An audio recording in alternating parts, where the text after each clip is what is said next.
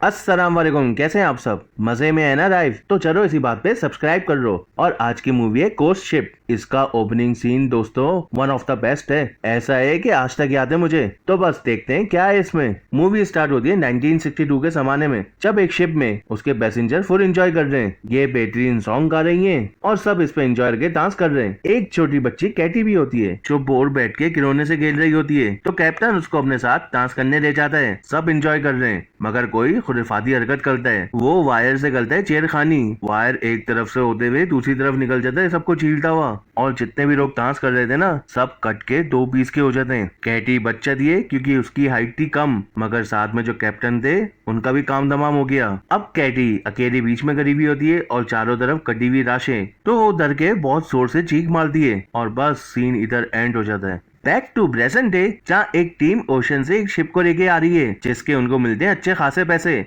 इनकी टीम में 6 लोग, कैप्टन मर्फी, एक लड़की मॉरिन एप्स और ये 4 रोंडे जो सेलिब्रेट कर रहे हैं अपने काम को। और इनके पास आता है एक जैक नाम का बंदा। सुनो सुनो, मैं हूँ वेटरमैन और मैंने कुछ दिन पहले इंटरनेशनल बॉर्डर पे एक शिप देखा है। जो भी उसको लेके आएगा वो उसका हो जाएगा। और अगर तुम लोग ये काम करोगे तो मैं 20% लूंगा। ये लोग मीटिंग करते हैं। अरे क्या माच रहा है, करें क्या नहीं करें? हम लोग शुरू में तो ये सब मना करते हैं। अरे नहीं यार, अभी तो आए हैं, मेरी तो शादी होने वाली है, मगर ये शिप की कीमत मिलियंस में हो सकती है। तो पैसे के मामले में सब एग्री हो जाते हैं। सुनो जैक, हम जाएंगे लेकिन तुम्हें 10% देंगे। अरे इतना कम क्यों? हमारी मर्जी यार। ओके सही है, मगर मैं भी तुम लोगों के साथ चाहूंगा। फिर ये सब अपने शिप आर्टिक वॉरियर में सफर पे निकल जाते हैं। और ये जो शिप देखने जा रहे हैं ना, वो रडार से ना छुपन छुपाई कर रहा है भाई। कभी दिखता है कभी नहीं दिखता। इसी कश्मकश में अचानक से शिप सामने आ जाता है तो ये फौरन ब्रेक लगाता है। और लो जी, ये तो वो स्टार्ट वाला शिप है जिसपे ये सब मर गए थे।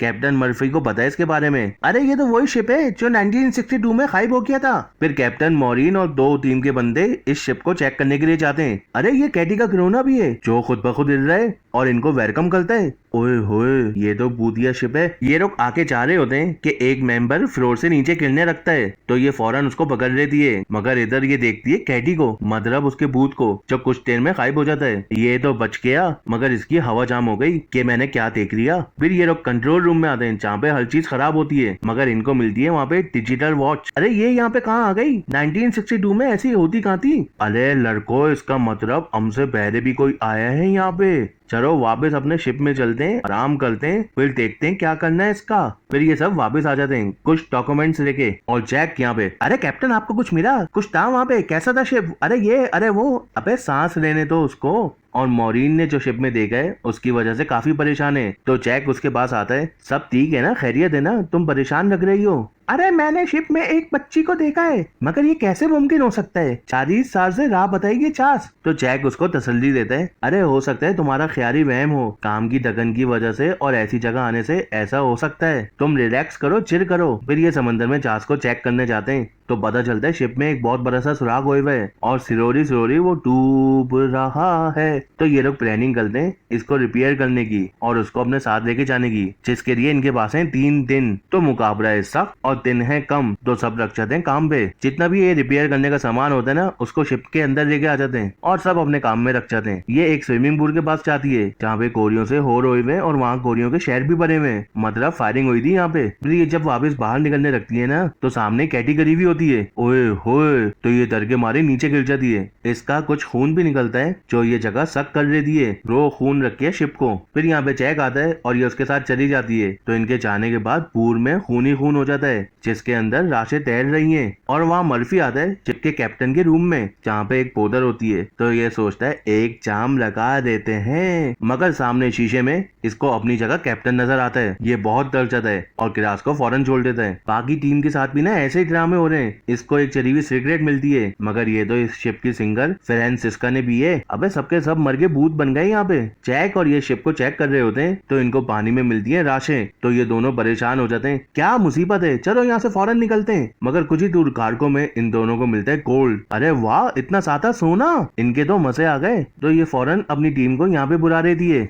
और ये सब आते हैं तो भाई खुशी का ठिकाना ही नहीं है इनका, इतना कोल्ड जो मिल गया है इनको। तो कैप्टन मर्फी डिसाइड करता है, अरे बाहर में जाइए शिप, ये जितना भी सोना है अपने साथ लेके चलते हैं और जिंदगी भर अय्याशी करते हैं। तो ये सब इसकी बात को एग्री करते हैं और ये सब बॉक्स उठा के अपनी शिप की तरफ आने रखते हैं। तो कोई इनविजिबल फोर्स इनकी शिप की गैस को लीक करने लग जाती है। कैटी इसको मना भी करती है कि मत करो ऐसा, शिप को स्टार्ट मत करना, मगर कोई दूसरा इसको पकड़ के अपने साथ लेके जाता है और शिप को स्टार्ट करते हैं। बूम, एक शोर का धमाका होता है और इनकी टीम का एक बंदा मर जाता है और दो जख्मी हो जाते हैं और इनका शिप तो भाई तबाह और बर्बाद हो गया, खत्म एकदम। अब करें तो करें क्या, ये सब वापस भूतिया शिप के अंदर आ जाते हैं और जो जख्मी हुए उनकी मरम पट्टी करने में रख जाते हैं और इनकी तो आपस में लड़ाई स्टार्ट हो गई है। और वहाँ कैप्टन मर्फी अपने आप को ही कसूरवार मान रहा है कि जो भी हुआ है मेरी वजह से हुआ है। तो मॉरीन इसको तसल्ली देती है। फिर ये नीचे आके टीम को कहती है, अब तो इसको ही रिपेयर करना पड़ेगा, इसके साथ ही निकलना पड़ेगा। और ये दोनों किचन में जाते हैं कि चलो कुछ खाने को मिल जाए और इनको मिल भी गया,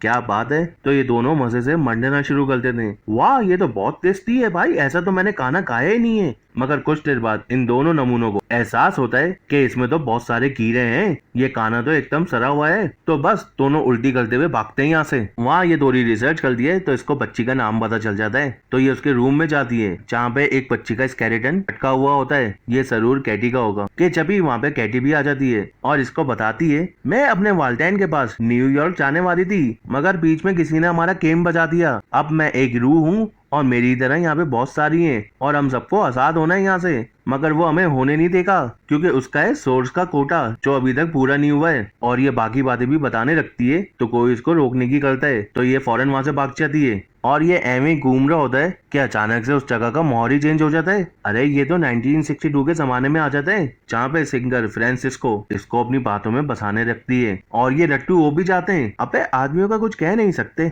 और ऐसे हो जाते हैं कि भाई उनके पीछे रख जाते हैं, उनके पीछे पीछे जाने रखते हैं और जाते जाते नीचे भी गिर जाते हैं, काम तमाम। और कैप्टन रूम में मर्फी को कैप्टन मिलता है जो बताता है, हमें एक डूबता हुआ शिप मिला था, उसमें था ये सब कोड जो हम अपने शिप के अंदर लेके आए और सब बर्बादी हो गई। और उस शिप से एक सर्वाइवर भी था। जब कैप्टन मर्फी को उसकी पिक्चर दिखाते हैं ना तो इसकी तो हालत खराब हो गई, एकदम शॉक हो गया ये, अरे मुझे भी दिखाओ क्या है पिक्चर में। और ये पिक्चर देके वापस अपनी टीम के पास आ रहा होता है क्या जभी रास्ते में इसको वो मरा हुआ साथी सैंटोस दिख जाता है जिससे मर्फी बहुत सादा डर जाता है भाई। इतना सादा जब मॉरिन और जैक्स उसके पास आते हैं ना तो मर्फी को उसके अंदर भी वही मरा हुआ आदमी नजर आने लग जाता है और इनके ऊपर हमला करने लग जाता है। तो ये परेशान हो जाते हैं, कैप्टन तो पागल हो गया हमारा, तो उसको पकड़ के एक जगह में बंद कर देते हैं और बाकी टीम भी शिप को रिपेयर करने में लग जाती है। और इधर इसको मिलती है इसकी राश, बेचारी परेशान। तो कैटी आती है उसके पास और उसको लगाती है हाथ, जिससे ये पहुंच जाते हैं उस रात को जब ये सब हुआ था। और हम देखते हैं उस रात एक खुराफाती ग्रुप था जो किचन में सब शेफ को मार देता है और खाने में जहर मिला देते हैं जिसको खा के पैसेंजर भी मरने लग जाते हैं। और बाकी ऊपर डांस वाली जगह में तो कट ही गए थे लोग, जो बचे थे उनको उनके रूम के अंदर मारने लगते हैं इंक्लूडिंग कैटी को।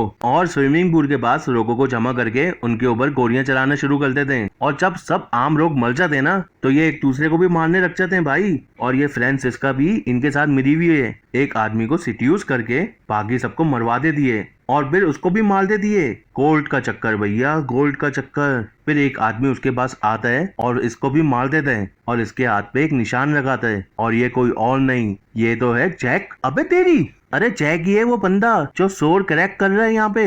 नाउ बैक टू रियलिटी, जहाँ पे उनका एक साथी नीचे काम करने गया हुआ होता है और वहीं पे वो मर जाता है। जिस जगह मर्फी को बंद किया होता है वहाँ पे पानी भर जाता है जिसकी वजह से मर्फी भी मर जाता है। बेचारा कैप्टन फालतू में मारा गया। और ये अपने साथी को सब बता रही होती है कि वहाँ पे जैक आ जाता है, तो ये बातें घुमा के वहाँ से निकल जाती है बाहर। और इधर जैक और इन दोनों की आपस में लड़ाई हो जाती है, तो ये जैक को गन से शूट कर देता है मगर कत्तू कुछ नहीं हुआ उसको। और वो इसके पास आ जाता है जो इस शिप को उड़ाने की तैयारी कर रही होती है, क्योंकि उस टैश के बाद सोर का कोटा फुल हो गया है। तो उसको रोकने के लिए जहाज को उड़ा देगी, सब रूह को आजाद कर देगी। अरे नहीं करो ऐसा, हमारे पास कोल्ड है, हमारी लाइफ बना देगी वो। मगर ना, इसने डिसाइड कर लिया तो कर लिया। तो पता चलता है भाई वो इसका दोस्त नहीं, वो तो जैक था जो रूप चेंज करके आया था। और वो बताता है, मैं सोर क्रैक करता हूँ अपने मालिक के लिए, मैं तुम्हारी जान जोड़ दूंगा अगर तुम शिप को कुछ भी नहीं करोगी। मेरे दोस्तों को वापस कर सकते हो? नहीं, मैं उनको वापस नहीं कर सकता।